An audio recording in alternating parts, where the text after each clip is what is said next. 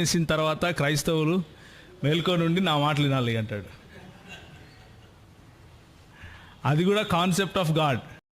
ఎందుకంటే క్రైస్తవులకు టైంకు రావడము కష్టమే, తర్వాత ఏదైనా ఒక విషయాన్ని తెలుసుకునేటప్పుడు నిద్రపోకుండా ఉండడము కష్టమే. దేవుడు ఉన్నాడు, ఇంకా సృష్టి లేదు. ఆది నుండి నేను రహస్యముగా మాట్లాడిన వాడను కాను, అది పుట్టక ముందు నుంచి నేను అక్కడ ఉన్నాను, లేకపోతే అది పుట్టినది మొదలుకొని నేను అక్కడ ఉన్నాను. దేవుడు ఏమై ఉన్నాడో అది దేవుడు మాత్రమే అయి ఉన్నాడు, ఇంకెవరూ లేరు. గురించి ఏదో ఒక దాని గురించి తెలుసుకోవటానికి జ్ఞానం ఉంటాం. ఆయనకి ఏమీ లేనప్పుడు దేని గురించి తెలుసు ఆయనకు? ఓకే, ఒకటే మాటను అటు తిప్పి ఇటు తిప్పి అటు చెప్తే అనుకునేరు కాదు, ఇదే నిజం, ఇలాగే ఉంటుంది. సృష్టించాలి అన్నది కంపల్షన్ కాదు, సృష్టి కార్యము చెయ్యాలి అన్నది ఆయన పైన ఉన్న ఒత్తిడి కాదు. సృష్టి కార్యము చెయ్యాలి అన్నది ఆయన పైన ఉన్నటువంటి ఒక రెగ్యులేషన్, ఒక జీవో ఎవరు పాస్ చేయలేదు ఆయన పైన.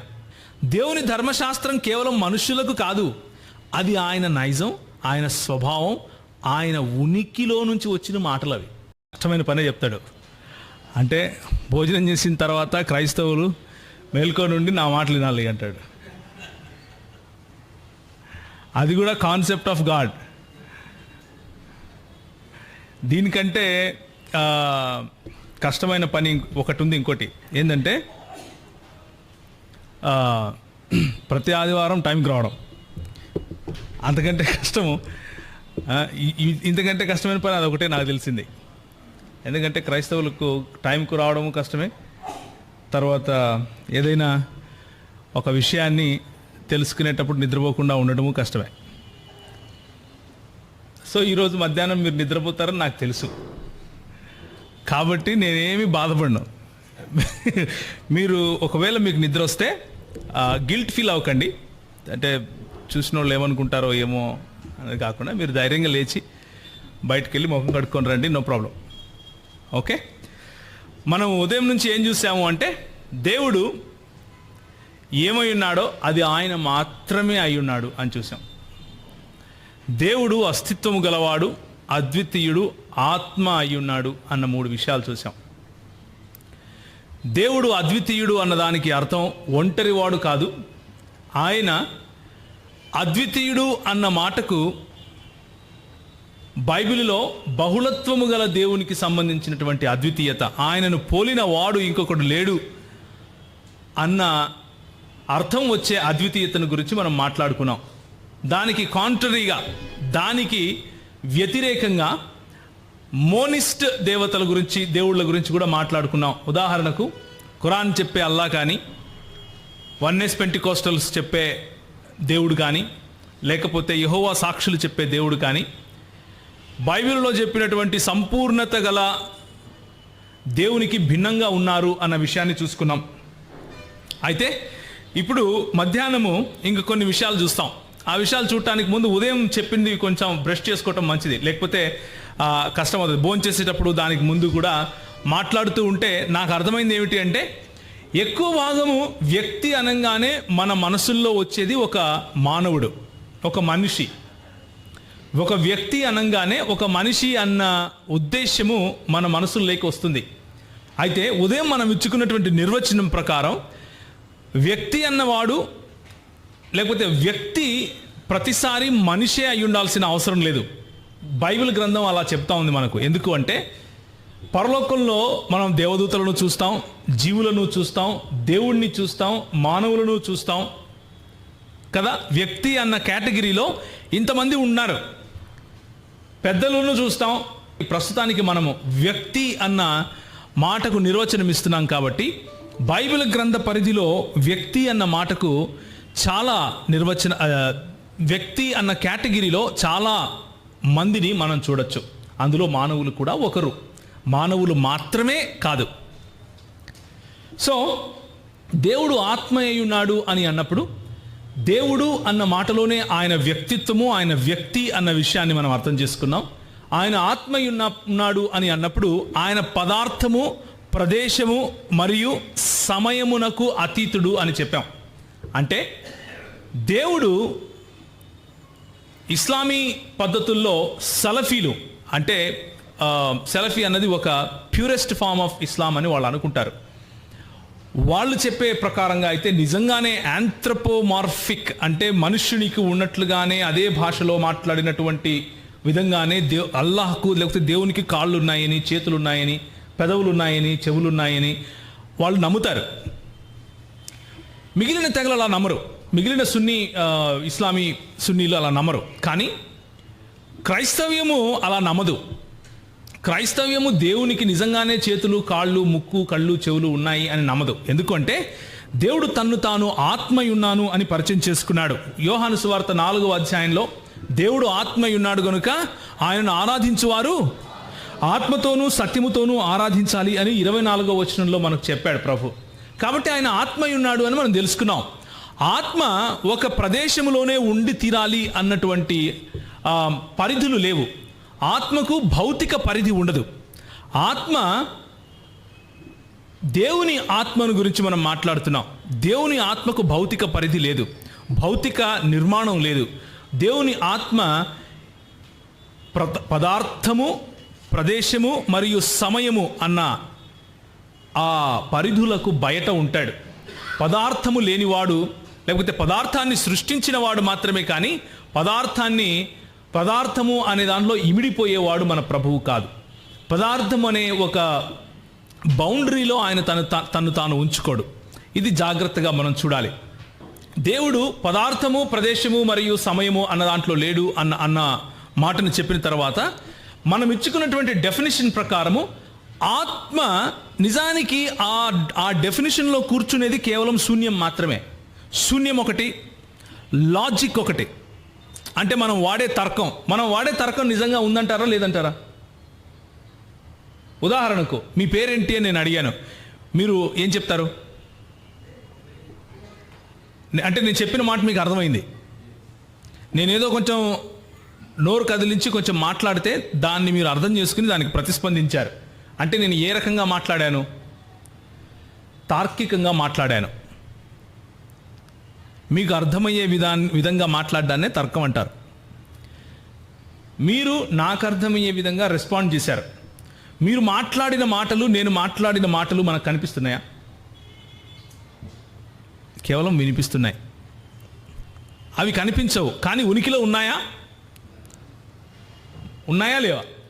ఉన్నాయి. అలాగే మనకు కనిపించేది మాత్రమే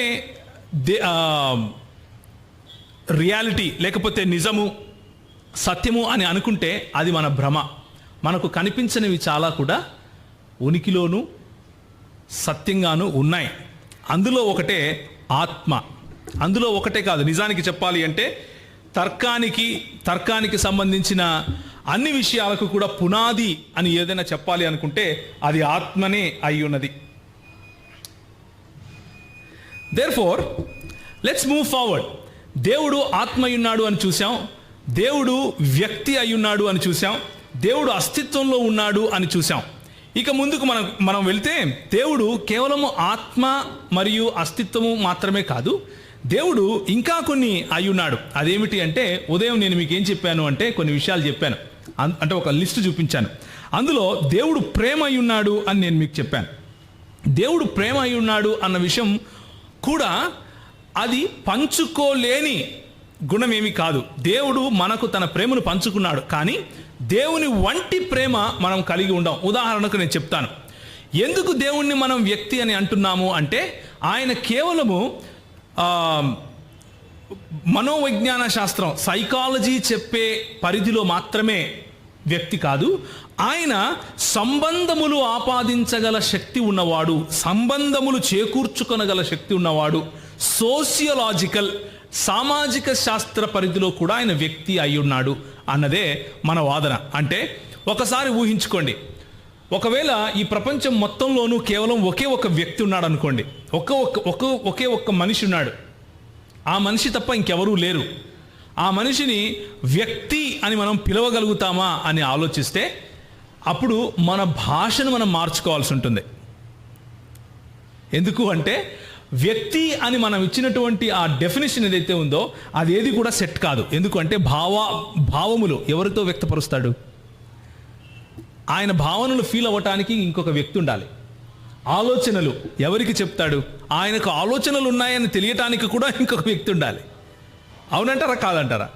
అలాగే ఇవన్నీ ఈ సైకలాజికల్ ఆలోచనలు, సైకలాజికల్ దృక్పథాలు నిజం అవ్వాలి అంటే నిజానికి ఒక వ్యక్తి ఒక సమిష్టి లేకపోతే ఒక సమాజము ఒక కలిసినటువంటి ఐక్యతలో ఉండి తీరాలి. అలాగే దేవుడు కూడా. దేవుడు ఎందుకు బైబిల్ అనుసారంగా వ్యక్తి అని పిలుస్తున్నాము అనంటే ఆయన తండ్రి కుమార పరిశుద్ధాత్ములు అన్నటువంటి ఒక ప్రత్యేకమైన వెరీ యూనిక్, ఆయనను పోలిన వాడు ఇంకొకటి లేడు. ఆయనకు పోలిన అలాంటి సమాజము ఇంకొకటి లేదు. దేవుడు ఒక వ్యక్తి కాదు, దేవుడు ఒక దేవుడు. కానీ ఆయన ముగ్గురు వ్యక్తులలో తన ఉనికిని చాటుకున్నాడు అన్నది క్రైస్తవ దృక్పథం. దేవుడు ఆత్మ. 1 యోహాను 4:8 మరియు 16 వచనాలు చదివితే దేవుడు ఏమై ఉన్నాడు? ప్రేమాస్వరూపి. దేవుడు ప్రేమాస్వరూపి. ఇప్పుడు నేను మిమ్మల్ని కొన్ని ప్రశ్నలు వేస్తాను, చాలా ఈజీ ప్రశ్నలు, మీకు తెలిసినవే. దేవుడు ఉదాహరణకు ఆలోచించుకోండి. దేవుడున్నాడు, ఇంకా సృష్టి లేదు. ఆది నుండి నేను రహస్యముగా మాట్లాడిన వాడను కాను, అది పుట్టక ముందు నుంచి నేను అక్కడ ఉన్నాను, లేకపోతే అది పుట్టినది మొదలుకొని నేను అక్కడ ఉన్నాను అని యెషయా గ్రంథం 48వ అధ్యాయంలో దేవుడు చెప్తున్నాడు. అవునా కాదా? అది అంటే అక్కడ ఆది అన్నది, సమయం అన్నది కూడా పుట్టక ముందు నుంచి నేను అక్కడ ఉన్నవాడను అని చెప్పుకునే దేవుడు మన దేవుడు. అలాంటి దేవుడు ప్రేమాస్వరూపి అయ్యున్నాడు, లేకపోతే ప్రేమ అయ్యున్నాడు అని తను తాను చెప్పుకుంటున్నాడు. ప్రేమ అయిన దేవుడు ఏ సృష్టి లేని సమయంలో ఆయనకున్నటువంటి ఈ నిస్తరమైన గుణలక్షణము ప్రేమ, నిస్తరమైన తన ఈ గుణలక్షణం ఉందని ఆయనకు ఎలా తెలుసు? ఎవరిని ప్రేమించాడు? సృష్టి లేదు, కుమారుడు అంటే దేవునిలో బహుళత్వం ఉండాలి, దేవుడిలో బహుళత్వం ఉందని మీరు ఒప్పుకుంటున్నారు. అప్పుడు అంటే నేనేం చెప్తున్నాను అంటే దేవుడు ప్రేమ అయి ఉండాలి అంటే, దేవుడు ప్రేమాస్వరూపి అయి ఉండాలి అంటే ఆయన బహుళత్వంలో ఉండి తీరాలి. ఒకరికంటే ఎక్కువ అయి ఉండాలి. అంటే ఒక దేవుని కంటే ఎక్కువ అని నేను చెప్పట్లేదు, ఒక వ్యక్తి కంటే ఎక్కువ అయి ఉండాలి. ఇప్పుడు ఆలోచన ఏమిటి అంటే, అయితే ఇప్పుడు మనకి ఎంతమంది దేవుళ్ళు ఉన్నారు అన్నది ప్రశ్న. మనకు ఉన్నది, మనం మొట్టమొదటి మాట ఏం చూసుకున్నాం? అద్వితీయుడు. ఆయన ఒక దేవుడే మన దేవుడు. ఇది రేపు మనం చూడబోయే సెషన్స్, కాన్సెప్ట్ ఆఫ్ గాడ్ను మనం ముందుకు తీసుకెళ్తూ త్రిత్వంలోకి వెళ్తాం. ఆ సమయంలో నేను వివరిస్తాను. కానీ ప్రస్తుతానికి మనం అర్థం చేసుకోవాల్సింది ఏంటి అంటే, దేవుడు, మనకున్న దేవుడు అద్వితీయుడు, ఒక దేవుడు. కానీ ఆయన తన్ను తాను ముగ్గురు వ్యక్తులలో బయలుపరుచుకున్నాడు. తండ్రి కుమార పరిశుద్ధాత్ములు అన్నటువంటి వ్యక్తులలో బయలుపరుచుకున్నాడు. ఈ తండ్రి కుమార పరిశుద్ధాత్ములు మానవుడిగా వ్యక్తులు కాదు, మానవుని వంటి వ్యక్తులు కాదు. లేకపోతే మానవుడు అనగానే నేను ఒక భౌతిక శరీరము, ఒక ఆత్మ, ఒక ప్రాణం అన్నట్లుగా కాదు. ఆయన ఆలోచించదగవాడు, అంటే వొల్యూషన్ ఉన్నవాడు, ఎమోషన్ ఉన్నవాడు, అలాగే ఇంటెలిజెంట్గా చాయిసెస్, నిర్ణయాలు చేయగలవాడు, అలాగే సంబంధములు కూడా పెట్టుకోగలవాడు. ఆ కోణంలో, ఆ దృక్పథంలో దేవుడు ముగ్గురు వ్యక్తులలో తన్ను తాను బయలుపరుచుకున్నాడు అని చెప్తున్నాం.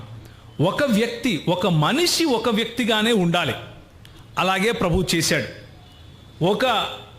ఒక దేవదూత ఒక వ్యక్తిగానే ఉండాలి, అలాగే ప్రభువు చేశాడు. ఒక జీవి ఒక వ్యక్తిగానే ఉండాలి, పరలోకంలో ఉన్న జీవి గురించి మాట్లాడుతున్నాను, అలాగే ప్రభువు చేశాడు. కానీ ఒక దేవుడు ఒక వ్యక్తిగానే ఉండాలి అని బైబిల్లో కానీ తర్కంలో కానీ ఎలాంటి ఆధారం మనకు లేదు. ఒక దేవుడు ఒక వ్యక్తిగానే ఉండాలి అన్న రూల్ ఎక్కడా లేదు. ఎందుకంటే నేను మొదటగా చెప్పినటువంటి 2 మాటల్లో మొట్టమొదటిది ఏంటి? దేవుడు ఏమై ఉన్నాడో అది దేవుడు మాత్రమే అయి ఉన్నాడు, ఇంకెవరూ లేరు. అలా ఒక దేవుడు ముగ్గురు వ్యక్తులలో ఉండగలగటం అది దేవునికి మాత్రమే, అది దేవుడు మాత్రమే అయి ఉన్నాడు. అలా ఇంకెవరు అలా కాదు.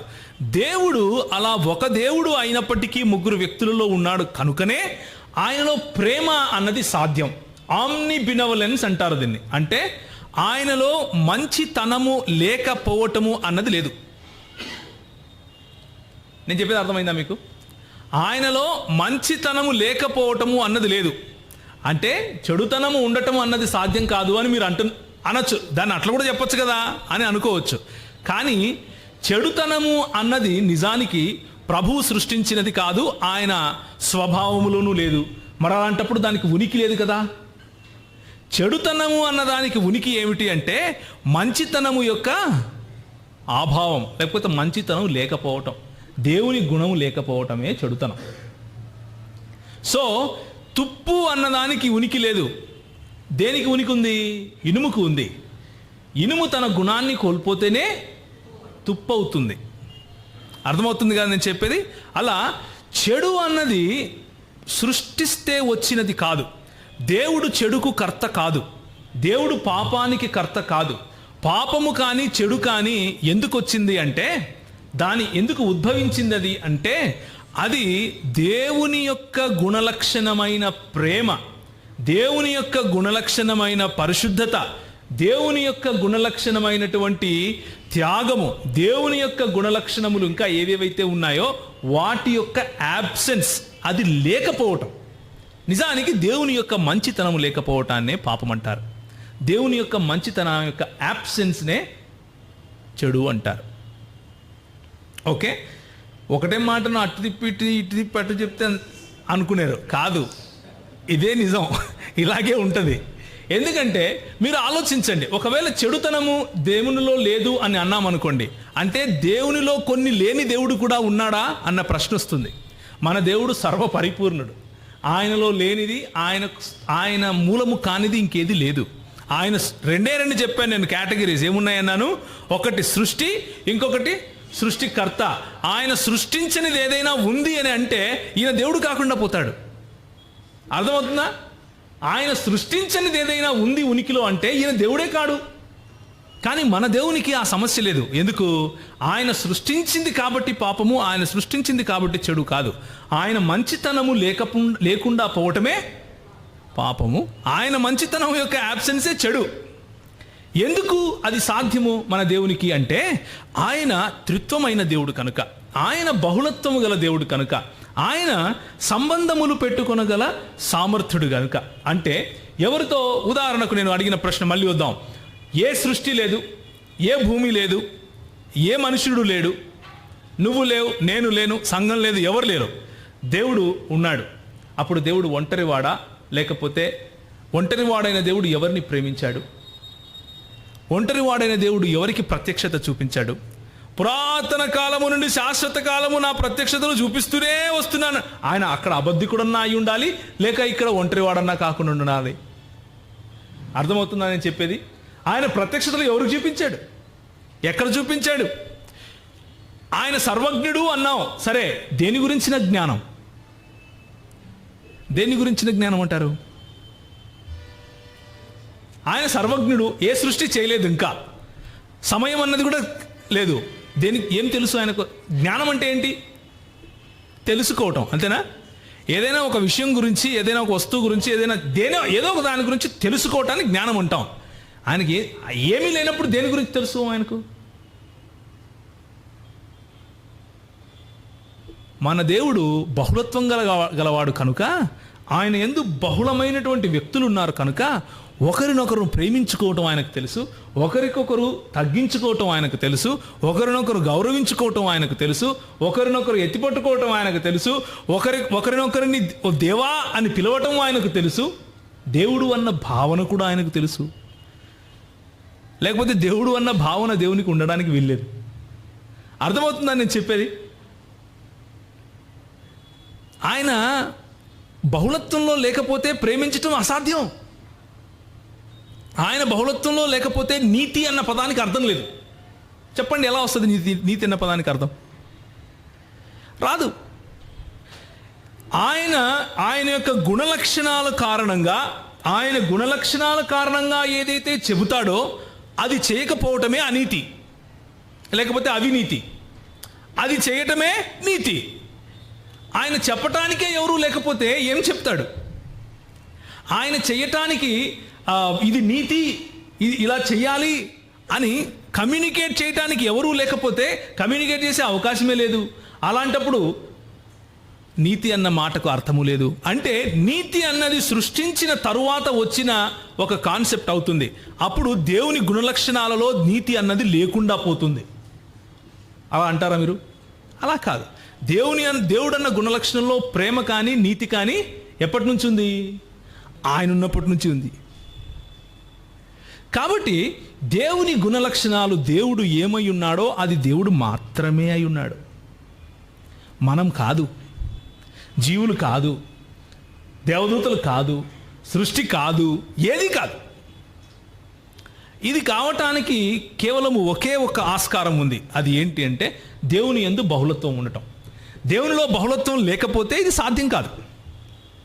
దేవుడు తన ఉనికి, తన నైజం, తన గుణలక్షణాల ఆధారంగానే క్రియలు చేస్తాడు. ఉదాహరణకు సృష్టించటం, విమోచించటం, తనను మహింపరచుకోవటం, ఇవన్నీ ఆయన గుణలక్షణాలు ఆధారంగానే చేస్తాడు. ఉదాహరణకు ఆయన గుణలక్షణాలు ఆధారంగా కాకుండా ఆయనకు సృష్టించాలి అన్న రూల్ ఏమైనా ఉందా? ఆయన సృష్టించకపోతే దేవుడు కాకుండా పోతాడా? ఏమంటారు? ఆలోచించండి. ఆయనకు సృష్టించకపోతే దేవుడు కాకుండా పోతాడా? ఎవరు చెప్పారు ఆయనకు సృష్టించమని?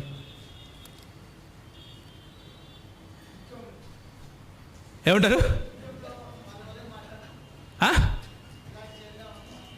Okay, Bible correct.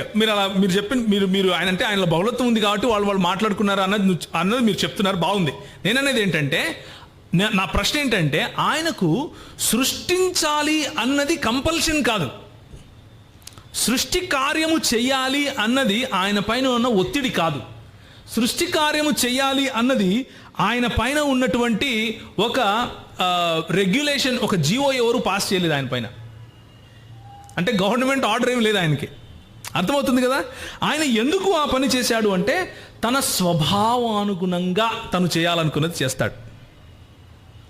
తన చేత తన కొరకు ఏం చేయాలనుకుంటాడో అది చేస్తాడు. తన స్వభావానుగుణంగా ఏం చేయాలనుకుంటే అది చేస్తాడు. తన చేత తన కొరకు ఏం చేయాలనుకుంటే అది చేస్తాడు. తను స్వచ్ఛందంగా ఏం చేయాలనుకుంటే అది చేస్తాడు. స్వచ్ఛందంగా అంటే వాలంటరీగా చేస్తాడు. ఆయనని ఒకడు అడిగితే చేసేవాడు కాదు, ఒకడు వద్దంటే మానేవాడు కాదు. సృష్టి కార్యమైనా, ప్రేమించేదైనా, ఏదైనా సరే ఆయనలో ఉన్న గుణలక్షణాలను బట్టి ఆయన క్రియలు చేస్తాడు. ఆయన క్రియలన్నీ కూడా ఆయన గుణలక్షణాల ఆధారంగానే ఉంటాయి. 3, త్యాగభరితంగా తన్ను తాను ధారపోస్తూ చేసే పని కూడా తనే చేస్తాడు. ఏం చేస్తాడో అది ఆయనే చేస్తాడు. ఏం చేస్తాడో అది ఆయన మాత్రమే చేస్తాడు. అదే చేస్తాడు. తన కొరకు ఏం చేస్తాడో అదే చేసుకుంటాడు. తనను మహిమపరచుకోవడం కోసం ఏం చేస్తాడో అదే చేస్తాడు. ఉదాహరణకు తనను మహిమపరచుకోకుండా ఉండటం కోసం ఏం చేస్తాడో అది చేయగలుగుతాడా? ఆలోచించండి ఒకసారి. తనను మహిమపరచుకోకుండా ఉండటం కోసం ఏం చేస్తాడో అది చేయగలడా ఆయన? చెయ్యడు. ఎందుకు చెయ్యడు? దేవుడు తన స్వభావము, తన ఉనికి, తన అస్తిత్వమునకు విరోధంగా ఏది చేయడు. ఆయన చేసే క్రియలన్నీ కూడా తన స్వభావము, తన ఉనికి, తన అస్తిత్వానికి సంబంధించినవిగానే ఉంటాయి. అర్థమవుతుంది కదా నేను ఎందుకు ఇంత తిప్పి మాట్లాడుతున్నాను? చాలా ముఖ్యం ఇది. 2, దేవుడు త్యాగభరితంగా భూలోకానికి వచ్చి చనిపోవలసిన అవసరం ఏమిటి అంటే ఆయన ఏం చేయాలనుకుంటాడో అది చేస్తాడు. ఆయన స్వచ్ఛందంగా చేస్తాడు. ఆయన తన కొరకు తన చేత చేస్తాడు. ఆయన తన స్వభావానుగుణంగా చేస్తాడు. 2 తిమోతి 2వ అధ్యాయం 13వ వచనం ఎవరైనా చదువుతారా? 2 తిమోతి 2వ అధ్యాయము 13వ వచనం.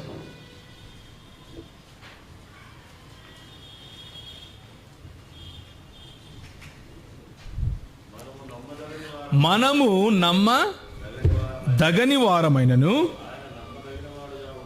ఆయన నమ్మదగినవాడుగా ఉండును, ఆయన తన స్వభావమునకు విరోధముగా ఏదియూ చేయలేడు. ఇది దేవుని వాక్యం చెప్పే సత్యం. ఆయన స్వభావము ప్రేమ. ప్రేమకు విరోధంగా ఆయన ఏది? ఆయన స్వభావము ప్రేమ మాత్రమే కాదు, ప్రేమ ఒకటే కాదు, ఆ ప్రేమ నుంచి వచ్చినటువంటి నీతి ఉంది. ఆ ప్రేమ ఆధారంగా వచ్చినటువంటి న్యాయము ఉంది. ఆ ప్రేమ ఆధారంగా వచ్చినటువంటి డిసిప్లిన్ ఉంది.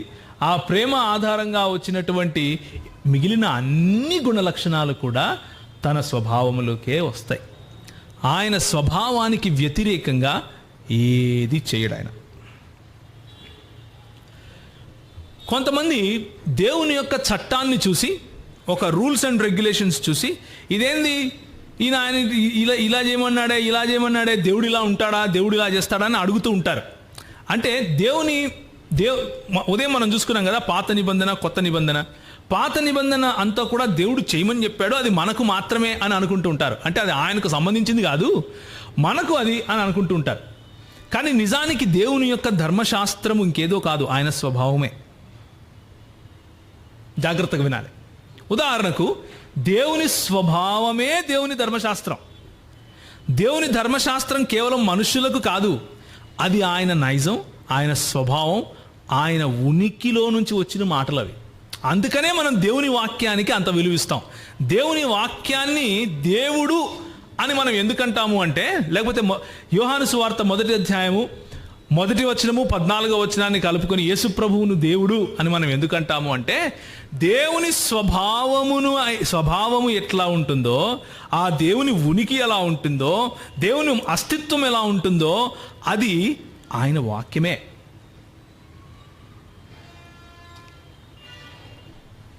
దేవుని ధర్మశాస్త్రము ఇంకేదో కాదు, ఆయన స్వభావమే. అంటే మన దృక్పథంలో రాసుకున్నటువంటి పుస్తకాలు కాదు, ఆయన మనసు గురించి మాట్లాడుతున్నాం, ఆయన స్వభావం గురించి మాట్లాడుతున్నాం. రాసుకున్నటువంటి పుస్తకాలు చిరిగిపోతే దేవుని వాక్యం చూసావా పాడైపోయింది అని చెప్పుకోవటానికి మనం ముస్లింలం కాదు. అర్థమవుతుందా? ఒక పొల్లైనను అచ్చైనను పోదు అంటే దాని అర్థం ఏంటి? బైబిల్లో చినిగిపోవని కాదు, లేకపోతే రాసుకునేటప్పుడు బైబిల్లో తప్పులు చేయరని కాదు. అది కాదు మన ఉద్దేశం. మన ఉద్దేశం ఏంటంటే దేవుని స్వభావము. దేవుని స్వభావమే ధర్మశాస్త్రం, దేవుని స్వభావమే ఆయన వాక్యం. అది ఎప్పటికీ గతించదు. మరి ఎలా గతిస్తుంది? ట్రై చేసి చూడండి. అది క్రైస్తవ దృక్పథం. మన దృక్పథాలు మనకు చాలా స్పష్టంగా తెలిసి ఉండాలి. 8వ అధ్యాయం, రోమీలకు రాసిన పత్రిక 8వ అధ్యాయము 32వ వచనం, అలాగే 26వ వచనం కూడా తీయండి. 26, 27, 32, 34 ఈ 4 వచనాలు చదవాలి. రోమీలకు రాసిన పత్రిక 8వ అధ్యాయము 26, 27, 32, 34.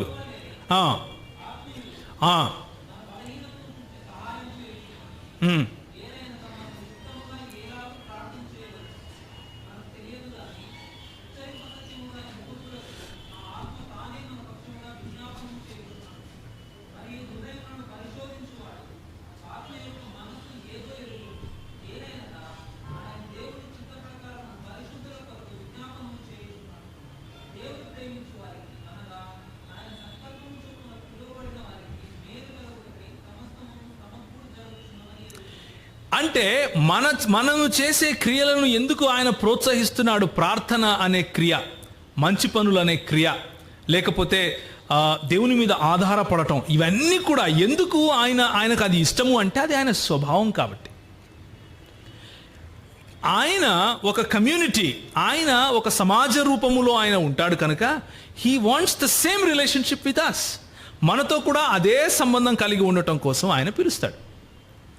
అంతేకాని నేను ఒక ఆయన అడిగాను, దేవుడు నీకు విషయం తెలుసా, దేవుడు ఆదాముని ఎందుకు చేశాడు అన్నాడు. ఎందుకన్నాయా అంటే ఫర్ ఫెలోషిప్ అన్నాడు. ఫెలోషిప్. సహవాసం కోసం అన్నాడు. అంటే దేవుడు సహవాసం లేకుండా ఉండేవాడా ఇంతకుముందు, లేకపోతే ఆదాముకు సహవాసం కావాలనా అంటే 2 అన్నాడు. 2 అనే చోటనే సమస్య వచ్చింది. దేవునికి ఫెలోషిప్ అనే అక్కర కూడా లేదు.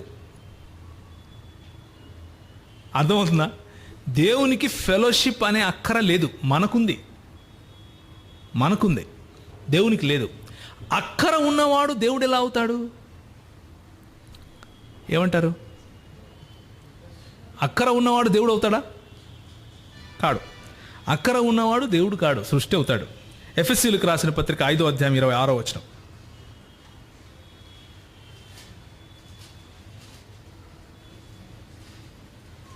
ఎఫెసీయులకు రాసిన పత్రిక 5వ అధ్యాయం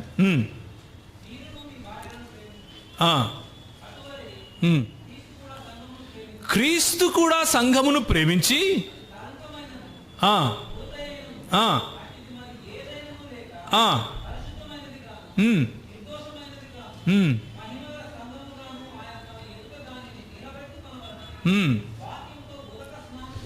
ఆయన ఏం చేస్తాడు అంటే ఆయనకు ఏం కావాలో అదే చేస్తాడు.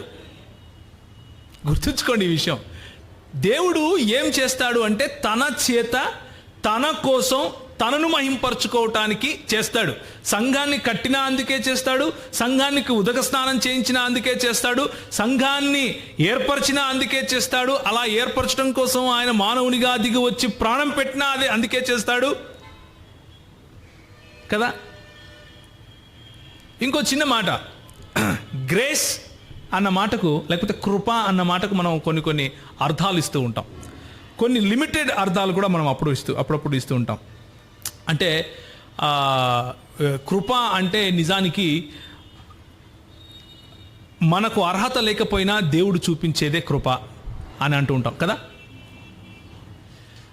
యాక్చువల్గా మన పర్స్పెక్టివ్లో అంటే మనుష్యుల దృష్టికోణంలో అది నిజమే అయినప్పటికీ నిజానికి కృప అంటే ఏమిటి అంటే దేవుడు చేసి తీరాలి. అది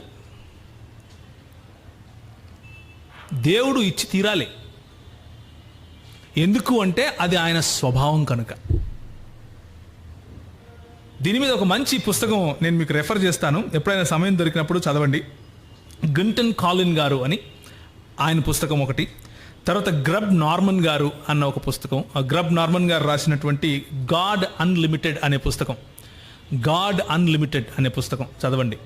ఆ తర్వాత సిఎస్ లూయిస్ గారు రాసినటువంటి మియర్ క్రిస్టియానిటీ చదవండి. ఆ తర్వాత ఫ్రాలేగా ఏమన్నారు సార్, గంటన్ కాలిన్ అనే దైవజనుడు రాసిన the promise of Trinitarian theology అన్నది చదవగలరు. రెండోది గ్రబ్ నార్మన్ గారు రాసినటువంటి ద అన్లిమిటెడ్ గాడ్ అన్న పుస్తకం చదవచ్చు. సిఎస్ లూయిస్ గారు రాసినటువంటి మియర్ క్రిస్టియానిటీ అన్న పుస్తకం చదవచ్చు. నాలుగవదిగా జేమ్స్ ఫౌలర్ గారు రాసినటువంటి ది ఎటియాలజీ ఆఫ్ క్రియేషన్ అన్నది చదవచ్చు.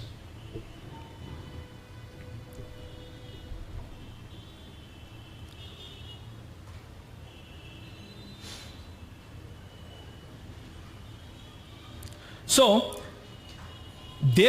దేవుడిచ్చే కృప ఆయన మనకు కావాలి కాబట్టి, మనం అడిగాం కాబట్టి, మనం గూజాడం కాబట్టి ఆయన ఇస్తాడు అని అనుకోకండి.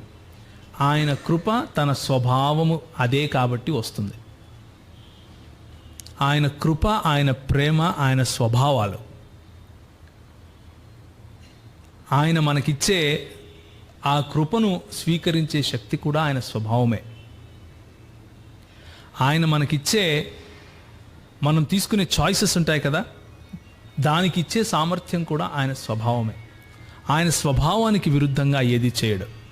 ఇప్పుడు ఈ కాన్సెప్ట్ ఆఫ్ గాడ్, మన క్రైస్తవ దృక్పథంలో ఉన్నటువంటి కాన్సెప్ట్ ఆఫ్ గాడ్, దేవుని గురించి 2 విషయాలు మనం చూసుకున్నాం. బేసిక్గా చెప్పాలంటే, ఒకటి, దేవుడు ఏమై ఉన్నాడో అది దేవుడు మాత్రమే అయి ఉన్నాడు. రెండవది, దేవుడు తన ఉనికి, తన అస్తిత్వము లేక తన స్వభావము కారణంగానే తన క్రియలు చేస్తాడు. తన స్వభావానికి బయట ఏమీ చేయడు అన్న 2 విషయాలు చూసుకున్నాం. ఈ 2 గనక మీ మనసులో ఉంటే, మీరు ఈ దేవుణ్ణి విడిచి వేరే దేవుడు ఉన్నాడు అని ఆలోచించాలి అంటే బేసిక్గా క్రైస్తవ దృక్పథానికి బయట వెళ్ళి ఆలోచించాల్సి ఉంటుంది. క్రైస్తవ దృక్పథానికి బయటికి వెళ్ళి ఆలోచించాల్సి ఉంటుంది. లోపల ఉండి ప్రశ్నలు రావు. బయట ఉన్నటువంటి దృక్పథాలు కొన్ని చూసుకుందాం. ఇది కొంచెం బోరు కొడుతుంది, కానీ ఉపయోగకరంగా ఉంటుంది. ఓకే, ఎంతమందికి ఇష్టం చూడటం? భలే ఉంటుంది, కానీ కొంచెం బోరు కొట్టినా కానీ చాలా బాగుంటుంది. ఓకే, సో దీనిలో ఏమంటారు అంటే క్రైస్తవ దృక్పథం కాదు, ఇవి వేరు దృక్పథాల్లో క్రైస్తవులు అర్థం చేసుకోవటానికి వాళ్ళని వేరే వాళ్ళు ఏ విధంగా దేవుని గురించి ఆలోచిస్తారు అన్న విషయాన్ని అర్థం చేసుకోవటానికి మనము తీసుకొని వచ్చినటువంటి టాపిక్స్ అన్నమాట.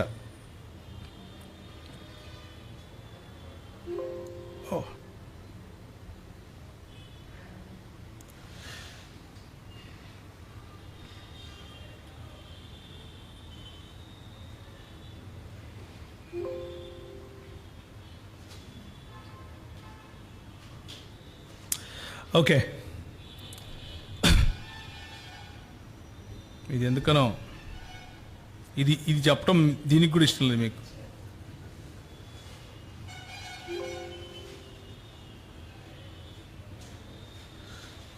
ఓకే, దేవుని గురించి అర్థం చేసుకోవటానికి మనం ఆలోచిస్తున్నాం కదా, ఆ ఆలోచనలో అతి ప్రాముఖ్యంగా మనం వాడుతున్నటువంటిది ఏంటి చెప్పండి? 2 విషయాలు వాడుతున్నాం. ఒకటి, మన కామన్ సెన్స్ అంటాం కదా, సామాన్య తర్కం, సామాన్యంగా ఆలోచించే మన ఇంద్రియాలు. రెండవది దేవుని యొక్క ప్రకాశం, లేకపోతే దేవుని యొక్క ప్రత్యక్షత, విచ్ ఈస్ బైబిల్. 2 విషయాలను మనం దృష్టిలో పెట్టుకొని చేస్తున్నాం. మొదటి విషయం గురించి ఆలోచిస్తాం. కొన్నిసార్లు మనకు వచ్చే ప్రశ్న ఏంటంటే, ఎందుకు మాటికి నువ్వు ఆలోచించాలి, తర్కించాలి అని అంటున్నావు? అది అవసరం లేదు అసలు మనకు అని అనిపించవచ్చు. కానీ నిజానికి లాజిక్, లేకపోతే ఆ తర్కము అన్నది చాలా ఇంపార్టెంట్. ఎందుకు ఇంపార్టెంట్ అంటే, లాజిక్ అన్నది ఇంపార్టెంట్ కాదు, తర్కం అన్నది మనకు అక్కర్లేదు అని చెప్పటానికి కూడా తర్కం ఉపయోగించాలి.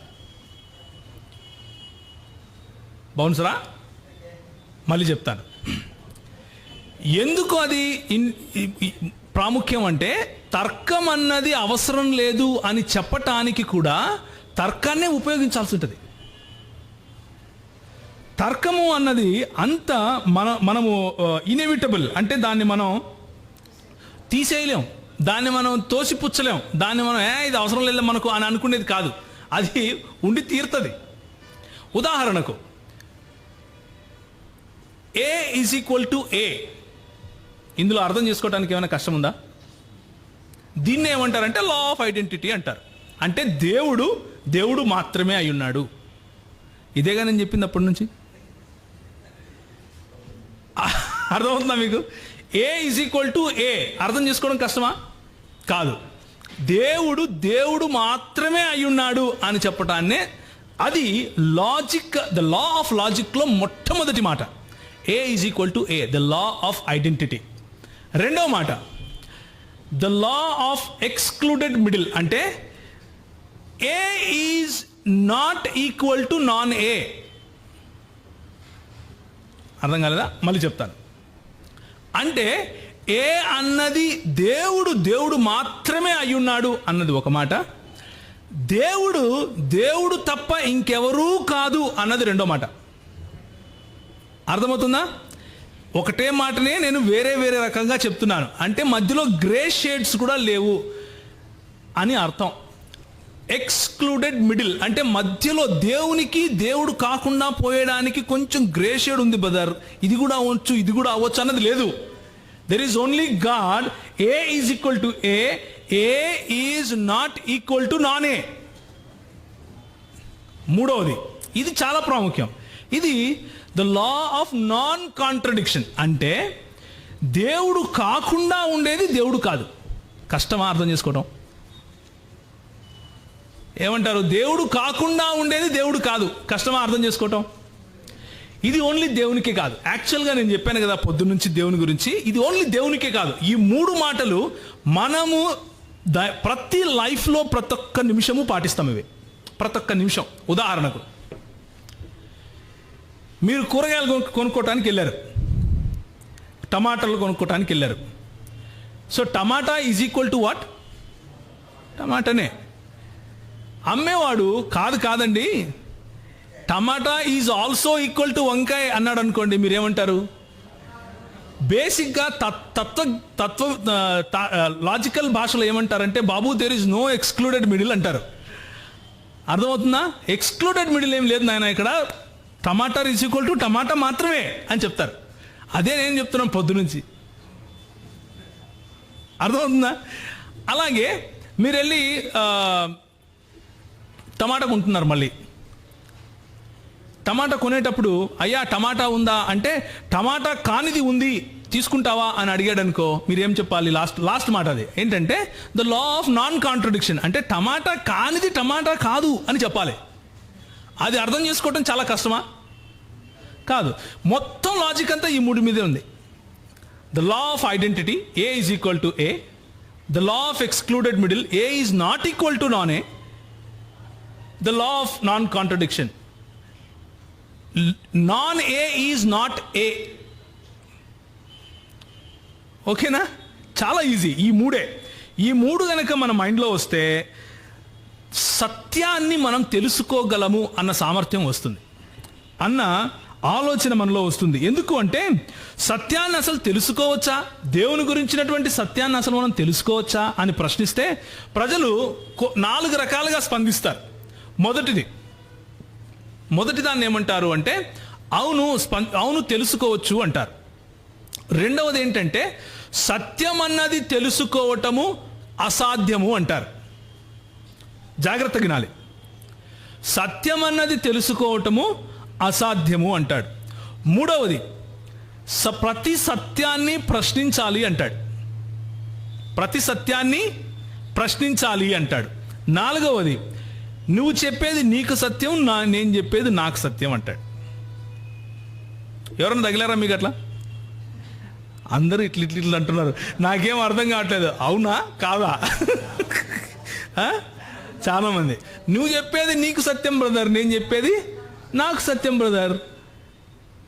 మొట్టమొదటోడు సత్యాన్ని తెలుసుకోగలము అనేవాడిని పక్కన పెట్టేద్దాం, ఎందుకంటే వాళ్ళందరూ మనలాంటి వాళ్ళే, మనందరం మంచోళ్ళం, రైట్? ఇప్పుడు సత్యాన్ని తెలుసుకోవటం అసాధ్యం బ్రదర్ అనేవాళ్ళు ఉంటారు. అంటే దేవుణ్ణి, సత్యం అంటే ఎవరు? ఆ సత్యాన్ని తెలుసుకోలేకపోతే దేవుణ్ణి తెలుసుకోలేక ఏది, అన్నిటికీ అల్టిమేట్గా అక్కడికి వెళ్ళాల్సి వస్తుంది. కాబట్టి నేను సత్యం అని వాడుతున్నాను. సత్యాన్ని తెలుసుకోవటం అసాధ్యం బ్రదర్ అంటాడు. ఎలా చెప్తారు మీరు వారికి? చెప్పాలి.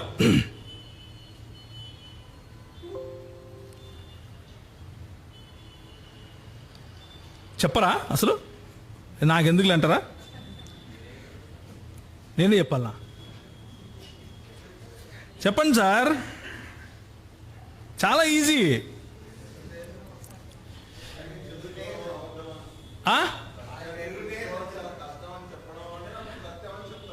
అది అంటే ఇప్పుడు నేనేమంటున్నాను, సత్యాన్ని తెలుసుకోవడం అసాధ్యం అంటున్నాను. ఇప్పుడు సిస్టర్ లేసి లేకపోతే బ్రదర్ లేసి ఏమంటాడు, నువ్వు చెప్పింది సత్యమేనా అంటాడు. అప్పుడు నేనేం చేయాలి? సత్యమే అంటే సత్యం తెలుసుకోవడం అసాధ్యం కదా. అర్థమవుతుందా? అర్థం కాలేదా? మళ్ళీ చెప్తాను. సత్యాన్ని తెలుసుకోవటం అసాధ్యం అని నేను చెప్పాను అనుకోండి, మీరు లేచి మరి నువ్వు ఇప్పుడు వరకు చెప్పింది సత్యమేనా అని అడిగారు అనుకోండి, నేనేం చెప్పాలి? సత్యమే అని చెప్పాలి. అంటే సత్యం తెలుసుకోవచ్చు అని అర్థం, అంతే కదా. దీన్ని ఏమంటారంటే లాజికలీ కాంట్రడిక్టింగ్ స్టేట్మెంట్స్ అంటారు. అంటే నన్ను నేనే చంపుకోవటం. అర్థమైందా? అంటే నేనే కత్తిచ్చి నన్ను ఒడసరా అని చెప్పటం. సత్యం తెలుసుకోలేము అని చెప్పటం ఒకవేళ సత్యం అయితే సత్యం తెలుసుకోవచ్చు, అది సత్యం కాదనుకోండి వినాల్సిన అవసరం లేదు. అర్థమవుతుందా? అది సత్యం కాకపోతే చెప్పడం ఎందుకు, వినోడు ఎందుకు నేను? సో సత్యమును తెలుసుకోవటం అసాధ్యము అన్న మాట నిలబడదు, నంబర్ 1. రెండవది, అట్లా కాదు బ్రదర్, ప్రతి సత్యాన్ని ప్రశ్నించాలి, ఫస్ట్ దాన్ని ఏమంటారంటే సత్యమును తెలుసుకోవటము ఇంపాసిబుల్ అన్నది. ఎందుకులే పేర్లు ఎందుకు, మళ్ళీ మీరు ఫిలాసఫీ క్లాస్ అనుకుంటారు, మామూలుగానే మాడుకుని ఇదే బాగుంది, జనరల్ టర్మ్సే బాగున్నాయి. సత్యం తెలుసుకోవడం సరే, కానీ ప్రతి సత్యాన్ని ప్రశ్నించాలి. ఎందుకంటే ప్రతి సత్యాన్ని ప్రశ్నిస్తేనే అసలు సత్యం బయటపడుతుంది అంటారు. వాళ్ళని ఏమంటారు అంటే స్కెప్టిక్స్ అంటారు. స్కెప్టిసిజం ఎప్పుడన్నా విన్నారా? అది ఎట్లా ఇది ఎట్లా సినికల్గా ఉంటారు, అంటే స్కెప్టిక్గా ఉంటారు. అదొక వాదం. స్కెప్టిసిజం అనేది ఒక వాదం. సో ఇప్పుడు ఆ వితండవాదం అనొచ్చు, కానీ లాజికల్గా తార్కికంగా ఉంటారండి, వితండంగా ఉండరు. ఇప్పుడు దీన్ని ఎలా మనం కౌంటర్ చేయాలి చెప్పండి? ఇది కూడా సేమ్ ఇంతకుముందు లాగానే ప్రశ్నించాలి. వెనక్కి తిరిగి చెప్పండి ఎలా ప్రశ్నిస్తారో. ప్రతిదీ ప్రశ్నిస్తేనే ప్రతి సత్యాన్ని ప్రశ్నించాలి అనేది ఒక స్టేట్మెంట్. ఇప్పుడు దీన్ని ఎలా మీరు ఇది చేస్తారు చెప్పండి?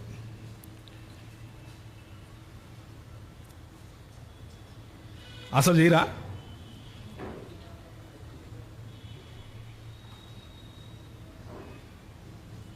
చెప్పండి సార్.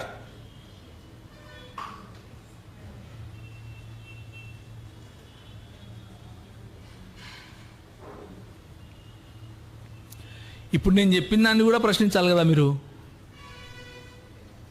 అర్థమవుతుందా? ప్రతి సత్యాన్ని ప్రశ్నించాలి అనే సత్యాన్ని కూడా మీరేం చేయాలి? ప్రశ్నించాలి.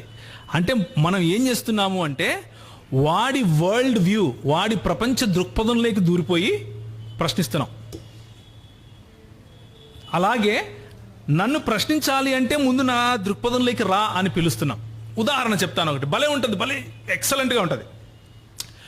ఒక ఇద్దరు డిబేట్ చేస్తున్నారు.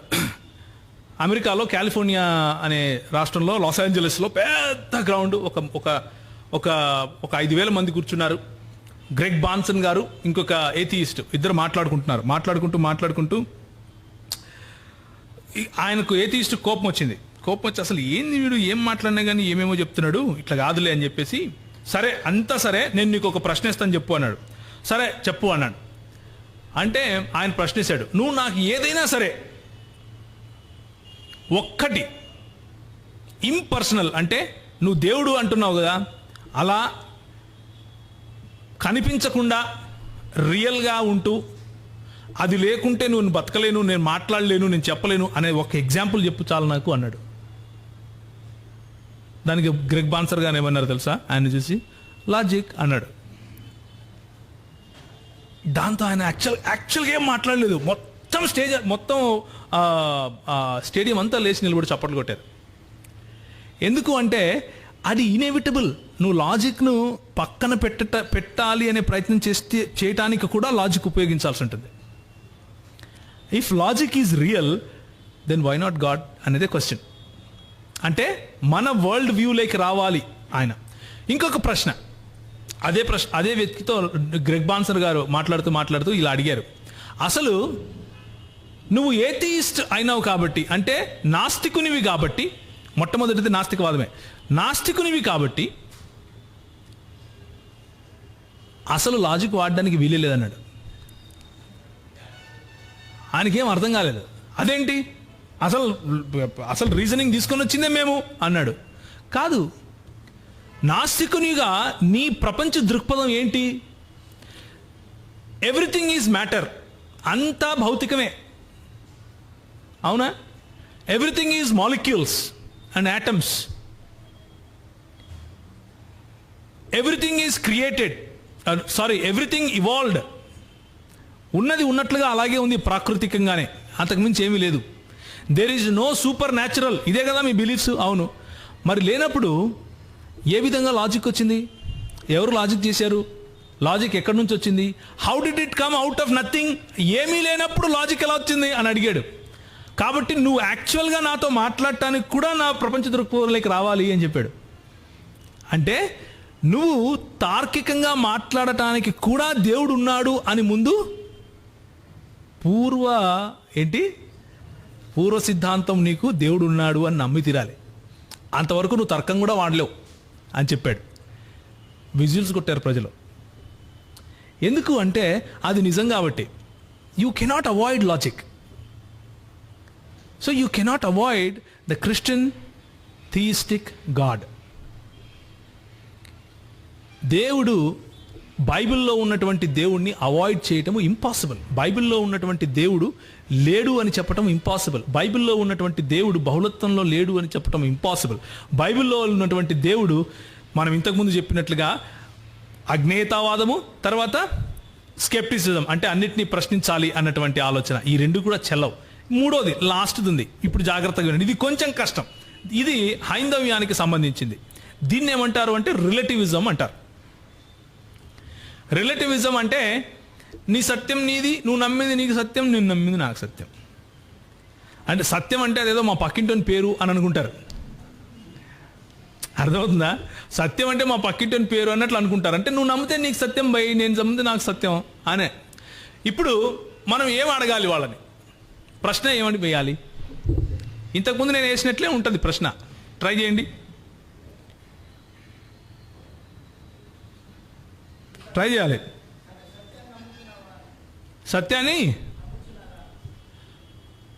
సత్యాన్ని నమ్ముచున్నాను అన్నది మీరు నమ్మితే మీరు నమ్మండి, నేను నమ్మితే నేను నమ్ముతా, అట్లా.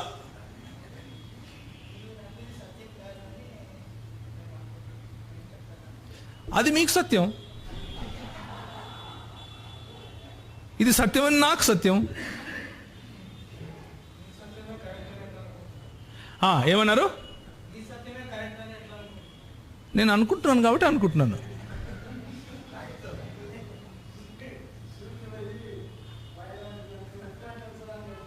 ఏంది ఏదో చెప్పినా అన్న, బాగా చెప్పినావు, మళ్ళా చెప్పు అన్న, బాగా చెప్పినావు, చెప్పు మళ్ళా.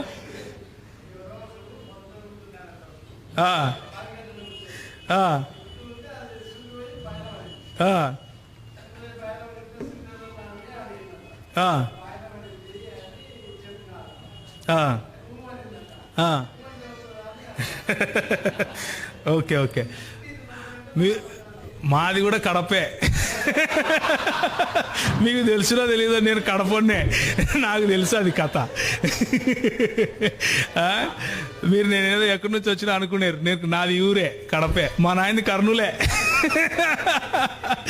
ఎనీవేస్, నేను అనేది ఏంటంటే ఆ ప్రశ్నకు సమాధానం ఆ ప్రశ్నలోనే ఉంటుంది. ఉదాహరణకి చూడండి, మీరు నమ్మింది మీకు సత్యం అంటే సత్యము అన్నది నిస్థిరమైనది కాదు, అబ్సల్యూట్ కాదు, అది అనుగుణంగా ఉండదు, అది కేవలము మీ ఆలోచనకు మీకు సత్యం, నా ఆలోచనకు నాది సత్యం అని చెప్పే వాళ్ళతో వేసే ప్రశ్న ఏంటంటే, ఇప్పుడు మీరు ఏదైతే చెప్పారో, ఏమని, నేను నమ్మేది నాకు సత్యం, మీరు నమ్మేది మీకు సత్యం అన్నది, అది కూడా ఇద్దరికీ సత్యమా లేక మీకు మాత్రమే సత్యమా అని అడగాలి.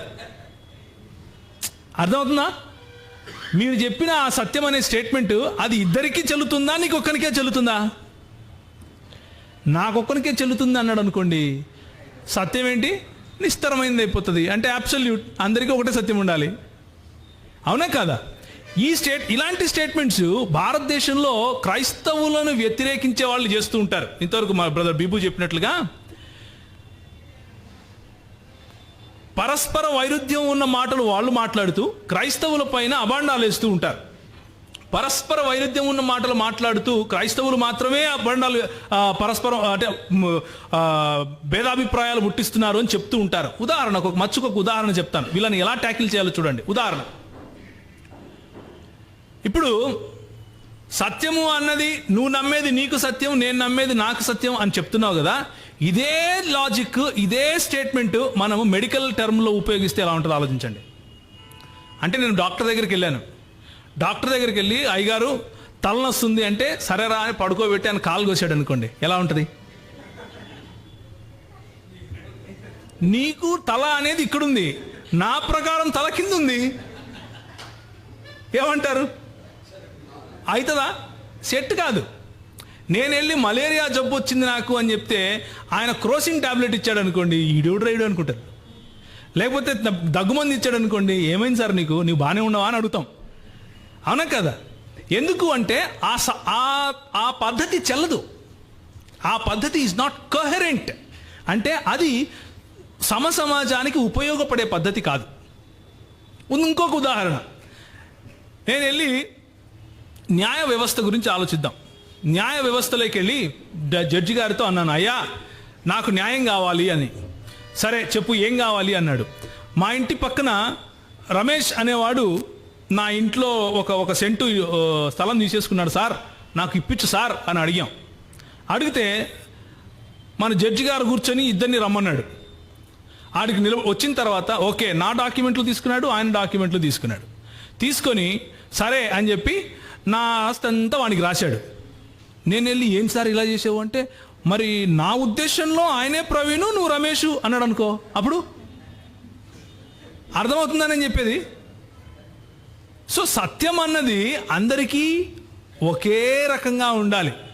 మన సొంత ఆలోచనల కారణంగా మారడానికి వీల్లేదు. ఉదాహరణకు నేను ఇక్కడ ఒక రూపాయి కాయిన్ పైకేసాను అనుకోండి, ఏమవుతుంది? పడుతుందా గ్యారంటీగా? అమెరికాలో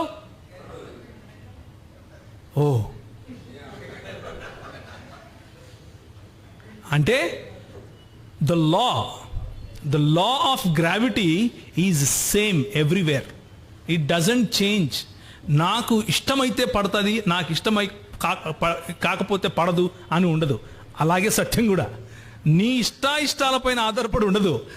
అది ఏదయ్యిందో అదే అయ్యింది. A is equal to A, A is equal to ఏ.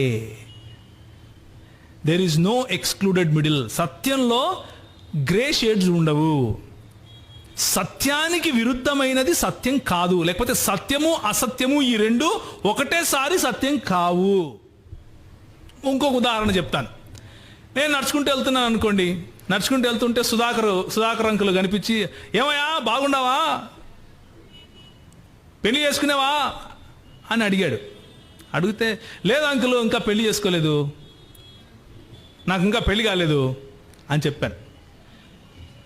మళ్ళీ ఒక 10 నిమిషాల తర్వాత కనిపించి పిల్లలు బాగున్నారా అన్నాడు అనుకో, ఎట్లుంటుంది? అర్థమవుతుందా నేను చెప్పేది? అంటే ఏంటి అంటే పరస్పర వైరుధ్యం ఉంది ఆయన అడిగిన మాటల్లో. రెండిట్లో ఏదో ఒకటే సత్యం అయి ఉండాలి. నాకు పెళ్లి కావడం అన్న సత్యం అయి ఉండాలి, లేకపోతే ఆయన అడిగిన వెంటనే నేను బాగున్నారు అని అనుకో, అప్పుడు ఇంకా కష్టం. బాగున్నారు నలుగురు అని అనుకో, ఇంకా కష్టం. అర్థమవుతుందా? అంటే పరస్పర వైరుధ్యం. దీంట్లో పెళ్లి కాకుండా పిల్లలు కనే అవకాశం ఉంది కాబట్టి అలా అనొచ్చు కదా అన్న ఆలోచన మీకు రావచ్చు. కాబట్టి నేను ఎక్స్ప్లెనేషన్ ఇస్తాను. ఏమనంటే ఆ అంకుల్ అడిగిన ప్రశ్నలో పెండ్లయిందా అని అన్నప్పుడు నేను తాళిగట్టే విషయం గురించి అడగలేదు ఆయన, నాకు భార్య ఉందా అని. అవునా? అంటే నాకు నా జీవన సహచారి ఎవరైనా ఉందా లేదా అని. ఆ కోణంలో చూస్తే ఆయన అడిగిన ప్రశ్నలకు నేను ఇచ్చిన జవాబుల్లో ఏదో ఒకటే సత్యం అవ్వాలి. ఉదాహరణకు మ్యారీడ్ బ్యాచులర్ ఎవరైనా ఉంటాడా? ఏమంటారు? మ్యారీడ్ బ్యాచులర్ ఉంటారా? దాన్నే లాజికల్ కాంట్రడిక్షన్ అంటారు. స్క్వేర్ సర్కిల్స్ ఉంటాయా? అంటే చతురస్రాకారంలో ఉండే వృత్తాలు ఉంటాయా? చెప్పండి సార్. ఉంటాయా? మా ఊర్లో ఉండవు. కర్నూలులో ఉంటాయా? ఉండవు. దాన్నే లాజికల్ కాంట్రడిక్షన్ అంటారు.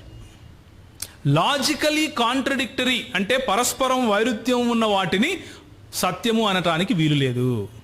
ఏదో ఒకటే సత్యం అవ్వాలి. దేవుడు కూడా అలాగే.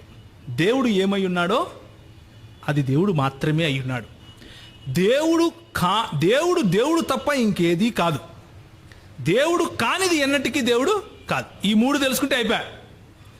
This is what concept of God is. This is what concept of logic is.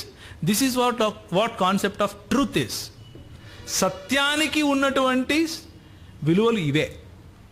So ఆఖరిది దాన్ని ఏమన్నాం మనం? రిలేటివిజం అన్నాం. అంటే నీ సత్యం నీకు, నా సత్యం నాకు. అది ఎందుకు చెల్లదు అంటే విద్యలో చెల్లదు. మనం ఎంబీఏకి కష్టపడి చదివిన తర్వాత వాడు పాలిటెక్నిక్ సర్టిఫికేట్ ఇచ్చాడు అనుకోండి, కోపం రాదు? నీ ఉద్దేశంలో ఎంబీఏ, నా ఉద్దేశంలో పాలిటెక్నిక్ అన్నాడు అనుకోండి, గూవ ఒకటి కొట్టాలనిపిస్తుంది. నేను కష్టపడి కట్టింది పైసలు ఎందుకు, ఐసెట్ రాసింది ఎందుకు, పాస్ అయింది ఎందుకు, పాలిటెక్నిక్ కోసమా అని కోపం వస్తుంది. సో ఆ పద్ధతి ఎక్కడా చెల్లదు. సత్యంలోనూ చెల్లదు, దేవునిలో అసలు చెల్లదు. నీకు నచ్చినవాడు నీకు దేవుడు, నాకు నచ్చినవాడు నాకు దేవుడు అన్నది ఉండదు. సత్యం అన్నది ఎక్కడైనా సత్యమే. అమెరికాలో అయినా సత్యమే, ఇండియాలో అయినా సత్యమే, ఏదైనా సత్యమే. సత్యము బిలీఫ్స్ పైన ఆధారపడి ఉండదు, అంటే నా నమ్మకాల పైన ఆధారపడి ఉండదు. సత్యం అన్నది నా ఇమోషన్స్ పైన ఆధారపడి ఉండదు, అంటే నాకు నచ్చిందా నచ్చలేదా అన్న దానిపైన ఆధారపడి ఉండదు. సత్యానికి బయట నుంచి వచ్చినటువంటి ఏ ఫోర్స్ కూడా దాన్ని ఇన్ఫ్లుయెన్స్ చేయలేదు. సత్యం ఏమై ఉన్నదో అదే అయి ఉన్నది. దీన్నే ప్రపంచ దృక్పథాలలో క్రైస్తవ దృక్పథం అని అంటారు. అందుకనే క్రైస్తవ దృక్పథం నుంచే మేజర్ ఇన్వెన్షన్స్ ఉంటాయి. సత్యం పట్ల ఇలాంటి అవగాహన క్రైస్తవ దృక్పథంలో ఉంది కాబట్టే రాకెట్ దగ్గర నుంచి ప్రతి ఒక్కటి మనమే కనుక్కుంటాం. క్రైస్తవులే కనుక్కుంటారు. వాడు క్రైస్తవ్యాన్ని విడిచిపెట్టి పక్కకు పోయినా కానీ వాడే కనుక్కుంటాడు. ఎందుకు తెలుసా? వాడిలో ఇవి ఉన్నాయి పునాదులు. వెనక ఏమున్నాయి? The presuppositions, they're always there. దేవుడు ఈ భూమిని సృష్టించిన తరువాత దాన్ని మనుషులకు ఉపయోగకరంగా చేశాడు అన్నది వాడికి తెలుసు కాబట్టి దాంట్లో నుంచి అన్ని ఉపయోగాలు ఎతుకుతాడు. అర్థమవుతుందా? దేవుడు దీన్ని చేశాడు, దీన్ని నాశనం చేయండి అన్న దృక్పథం ఉన్నవాడు ఏం చేస్తాడు? నాశనం చేయడానికే ఉంటాడు. అర్థమవుతుందా? ఈ భూమిని ఏం చేయమన్నాడు ప్రభు? స్వతంత్రించుకొని ఏలమన్నాడు. అందుకనే మనం ఇలా ఉన్నాం. క్రైస్తవ దృక్పథానికి ఉన్నటువంటి గొప్పతనం అది. మనము ఏలేవాళ్ళం. దీన్ని కన్సర్వ్ చేస్తాం, ప్రిజర్వ్ చేస్తాం, కానీ కన్స్యూమ్ చేయము, అంటే నాశనం చేయము. అది ఫరక్ మన దృక్పథానికి వేరే దృక్పథాలకు. ఒకడు యాక్సిడెంట్ అయ్యి వాడిని తలకాయ పోయిపోయి ఆడు ఉంటుంది. మనం వచ్చి వాడి కర్మరా అన్నాం అనుకో, మనం ఏం నమ్ముతున్నాం? ఏ సిద్ధాంతం నమ్ముతున్నాం? చెప్పండి, ఏం సిద్ధాంతం? వాడికి ఏమో ఏదో పోయిన జన్మలో ఏమో చేసుకుని ఉంటాడు వీడు, అందుకే ఇట్లుంది. కానీ క్రైస్తవుడు ఏం చేస్తాడు? తన షర్ట్ ఇప్పి కట్టి తీసుకెళ్తాడు. ఎందుకు తీసుకెళ్తాడు చెప్పండి? వాడు ఎవరి స్వరూపంలో ఉన్నాడు? వెనకలు ఏం నడుస్తుంది? ప్రీసపోజిషన్స్ నడుస్తున్నాయి. వాడు క్రైస్తవ్యం గురించిన కొంచెం అవగాహన ఉంటే చాలు, వాడు మళ్ళీ తిరిగి జన్మించాల్సిన అవసరం కూడా లేదు. అయినా కానీ ఆ గుణాలు వస్తాయి. ఎందుకు వస్తాయి తెలుసా? ఇదో ఇందుకే. సో ప్రపంచాన్ని ఒక మనిషి చూసే దృక్పథాన్నే ప్రపంచ దృక్పథం అంటారు. తనకున్న కళ్ళజోడు క్రైస్తవ కళ్ళజోడు అయితే క్రైస్తవ కళ్ళజోడుతో చూస్తాడు. తనకున్న దృక్పథం నాస్తిక కళ్ళజోడు అయితే నాస్తికునిగా చూస్తాడు. తనకున్న కళ్ళజోడు హైందవ్యం అయితే హైందవ కళ్ళజోడుతో చూస్తాడు. అలాగే మిగిలిన దృక్పథాలన్నీ కూడా. కానీ క్రైస్తవ దృక్పథంతో చూస్తే మనకు ప్రపంచం ఎలా కనిపిస్తుంది అని నేను మీకు చెప్పాను. అందులో ఏం చెప్పాను అంటే, లేఖనము అనే కళ్ళజోడుతో చూస్తాం. మనం లేఖనము అనే కళ్ళజోడుతో చూసినప్పుడు దేవుడు సర్వశక్తిమంతుడు, సర్వజ్ఞుడు, సర్వవ్యాపి, ఆయన సర్వ పరిపూర్ణమైన ప్రేమతో మనల్ని ప్రేమించువాడు అని చూసాం. కనుకనే ఆయన సృష్టి, ఆయన చేసినటువంటి మనుష్యులు, దాని పట్ల ఆయన చూపించినటువంటి ప్రేమ, దాన్ని ఆయన వారి కొరకు ఉపయోగించుకునే విధంగా ఆయన చేసినటువంటి ప్రతి ఒక్కటి కూడా ఇట్ మేక్స్ సెన్స్. అందులో సత్యంగా అనిపిస్తుంది. మన ప్రభువు అతీతుడు, అదేవిధంగా సక్రియుడు కూడా. He is innate and he is transcendental. ఆయన అతీతుడు మరియు కానీ మన దేవుడు పరిమిత దైవవాదంలాగా ఒకదాన్ని చేసి వదిలిపెట్టిన వాడు కాదు. లేకపోతే బహుదైవారాధనలాగా ఎంతో మంది దేవుళ్ళు ఉంటే ఆ దేవుళ్ళ కలయిక ఒక దేవుడిగా చెప్పుకున్నటువంటి మన దేవుడు కాదు. మనది పరిమిత దైవవాదము కాదు, బహుదైవారాధన కాదు, జగదభిన్నవాదము కాదు. అంటే హైందవ లేకపోతే ప్యాంథియిజం అంటారు. అంటే సృష్టికర్త మరియు సృష్టికర్తలోనే సృష్టి కూడా ఉంది. It all flows back to సృష్టికర్త. ఇదంతా మళ్ళీ తిరిగి సృష్టికర్తలేకే వెళ్ళిపోతుంది అన్న సూత్రం కూడా కాదు. సృష్టి వేరు, సృష్టికర్త వేరు. We belong to duality, non duality కాదు మనది. డ్యుయాలిటీ, రెండు భిన్నమైనటువంటి రియాలిటీస్. ఒకటి దేవుడు, రెండు దేవుడు కానిది. అర్థమవుతుంది కదా? ఒకటి సృష్టి, రెండు సృష్టికర్త. ఈ విషయాలు మనం గమనించుకున్నాం. ఇది మనకు పునాది. ఈ పునాది పైన రేపటి నుంచి త్రిత్వం అనే దాన్ని కడతాను. ఈ పునాది అర్థమైతే త్రిత్వం అనే కాన్సెప్ట్ చాలా ఈజీగా అర్థమవుతుంది. It's like A cake walk from tomorrow. తలలో ఉంచుకుంటే ప్రార్థన చేసుకుందాం.